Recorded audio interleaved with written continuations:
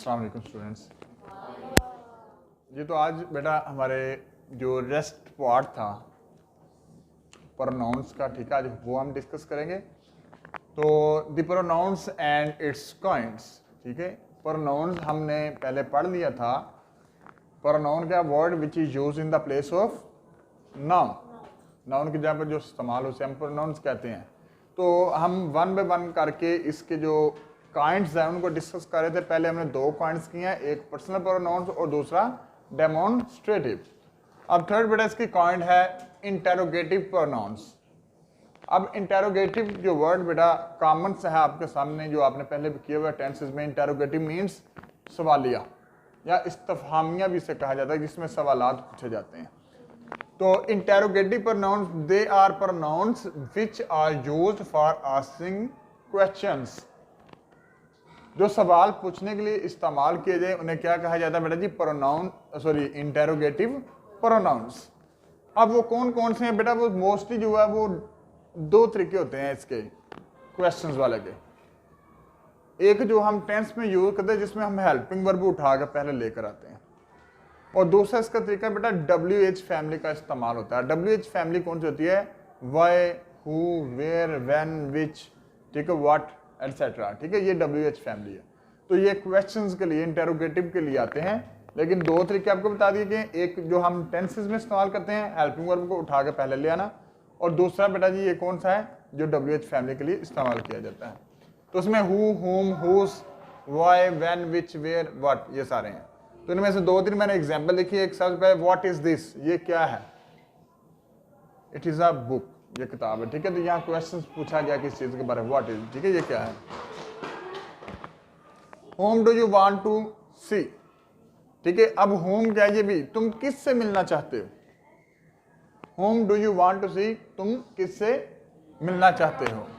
अगर which book do you like best, कौन सी किताब तुम सबसे ज्यादा पसंद करते हो। बच्चों का छोड़ना है, टीचर को बच्चों में छोड़ना है, ठीक है। तीन आपके ये, ठीक है। आगे बेटा जी वेयर आर यू गोइंग, तुम कहाँ जा रहे हो, ठीक है। अगर आप विच वाला भी आ गया, ठीक है। When you will come back, तुम कब वापस आओगे, ठीक है। तो ये बेटा आपका इंटेरोगेटिव प्रोनाउंस हो गया, ठीक है। आगे बेटा जी रिलेटिव प्रोनाउंस कौन से होते हैं? रिलेटिव प्रोनाउन वो होते हैं जो नाउन प्रोनाउन का ताल्लुक दूसरे फिक्रे के साथ अटैच करे, जोड़े। Relative pronoun beta, a relative pronouns is one that refers to a noun pronoun and joins to sentence। जो नाउन या प्रोनाउन का आपस में हवाला दे और दो फिक्रों को आपस में मिलाए, ठीक है, ज्वाइंस करे, उसे हम कहते हैं रिलेटिव। रिलेटिव मतलब ताल्लुक वाले, रिश्तेदार, ठीक है। तो रिश्तेदार मीन्स के आपस में जोड़ कर रखना। तो ये कौन से? विच, हुम, डैट, हु, बट, हुज, ठीक है, ये, ठीक है। ये सारे क्या आपके रिलेटिव प्रोनाउंस हैं, ठीक है। इसके एग्जांपल लिखिए, I like those books which contain great ideas. आप देखें, इधर तवज्जो करें, आई लाइक दोज बुक्स, मैंने वो किताबों को पढ़ा या पसंद करता हूं। कौन सी? विच कंटेन ग्रेट आइडियाज, जिनमें बहुत अच्छा आइडिया। अब एक सेंटेंस ये और एक ये, इनको जोड़ कौन रहा है? ये विच जोड़ रहा है, ठीक है। और दूसरा ये बेटा जी बुक जो है ये आपका एंटीसेडेंट जो है वो सेंटेंस होता है, ठीक है।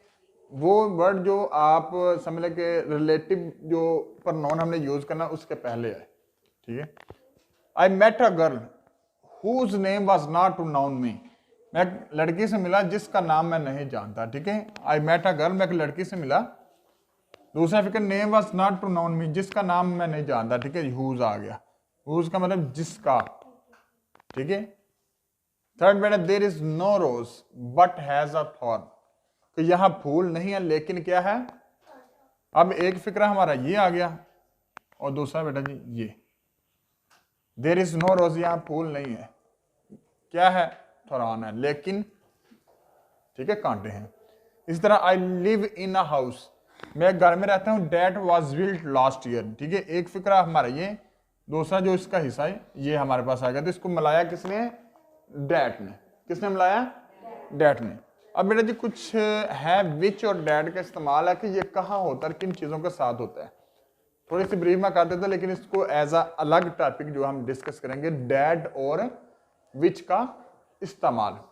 अब बेटा विच जो होता है ये बेजान चीज़ के लिए इस्तेमाल होता है, चीज के लिए, और विच समटाइम जो ना एनिमेट जो जिंदा चीज उनके लिए भी इस्तेमाल होता है, लेकिन एज अ सिलेक्शन और चॉइस के लिए। ठीक है, किस किस के लिए होगा? चॉइस और सिलेक्शन।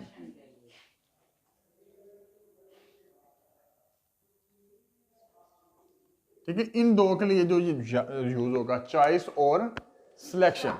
ठीक है, वैसे जो किस चीज के बारे में पूछा जाएगा, ठीक है, लेकिन सिलेक्शन जो which book do you want to like, कौन सी किताब आप पसंद करते हैं, इसमें सिलेक्शन आप बताएंगे कि फलां किताब वो आपकी सिलेक्शन है। ठीक है, कौन सा शोबा आप पसंद करें join, which profession do you want to join, कौन सा पेशा आप पसंद करेंगे, डॉक्टरी है, टीचिंग है। ठीक है, तो उसमें भी आपकी सिलेक्शन आ जाएगी।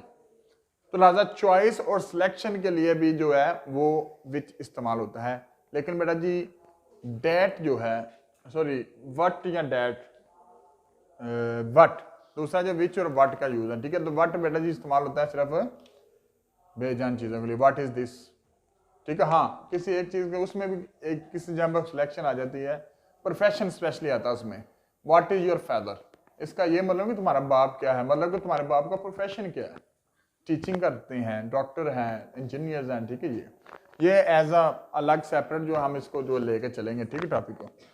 तो ये बेटा जी नेक्स्ट है इनडेफिनिट प्रोनाउंस। क्लास 10th वालों ने इनडेफिनिट प्रोनाउंस रिसेंटली कल भी किया है, तो उसमें हमने देखना है कि इसमें कौन कौन सी चीजें आती हैं इनडेफिनिट प्रोनाउंस में।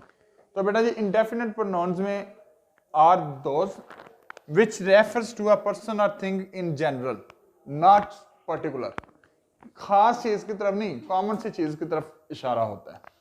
अब वो कौन सा बेटा जी? Some, few, all, many, much, none, one, little, any, others, enough, less, और भी कुछ है लेकिन ये मैंने लिख दी। अब उनकी डिवीजन कैसे बेटा जी? सम के साथ कौन कौन सा आएगा? समबॉडी, समवन और समथिंग। एनी के साथ क्या क्या? Anybody, anyone, anything.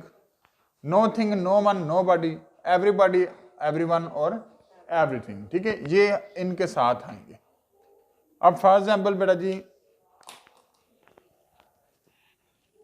none of the students is ready to go मरी, कोई भी स्टूडेंट जो है वहां जाने को तैयार नहीं। और दूसरी बेटा ये चीज कि इनमें ये जो मैंने लिख के दी है, someone, no one, anybody, everybody, ये बेटा एज अ सिंगुलर यूज होने। ठीक है, एवरीबॉडी भी सिंगुलर यूज होगा, एवरीवन भी सिंगुलर यूज है, एवरीथिंग, ईच एंड एवरी, ये सारे बेटा सिंगुलर यूज होने हैं, प्लूरल नहीं होने। ठीक है, नन जो है, नन ऑफ द स्टूडेंट्स, कोई भी स्टूडेंट नहीं जाना चाहिए, उनमें से कोई एक नहीं जाना चाहता। ठीक है, तो नन जो है एज अ सिंगुलर यूज होगा आपका।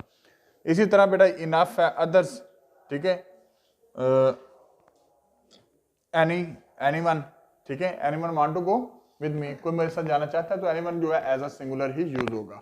तो ये ज़हन में बिठाने आपने, अब यहाँ स्पेस नहीं थी, एग्जाम्पल्स लिख देता आपको कि ये समवन ये आ गया आपका। ठीक है, फ्यू जो है ये तादाद के लिए आता है, ये एज अ सिंगल प्लूरल भी आ सकता है। ठीक है, फ्यू स्टूडेंट्स। ठीक है, तो ये बेटा जी आपके हैं जिनको आपने एज अ सिंगुलर यूज करना, और ये आपके इनडेफिनेट प्रोनाउंस हैं। ठीक है, डेफिनेट प्रोनाउंस होते हैं जो किसी खास चीज की तरफ इशारा करें। जैसे हमने आर्टिकल में पढ़ा था इनडेफिनेट आर्टिकल और डेफिनेट। इनडेफिनेट आर्टिकल ए और एन था, और डेफिनेट दी था जो कि एक स्पेसिफिक चीज की तरफ जो वो इशारा करता है। ठीक है, पॉइंट करता है। तो इसी तरीके से इनडेफिनेट का ये मतलब होता है कि किसी कॉमन चीज की तरफ आपका इशारा हो। ठीक है, स्पेसिफिक की तरफ नहीं। तो ये बेटा ज़हन में रखना है, someone, somebody, no one, nobody, no thing. ठीक है, ये चीजें, नथिंग वगैरह जो है ये एज अ सिंगल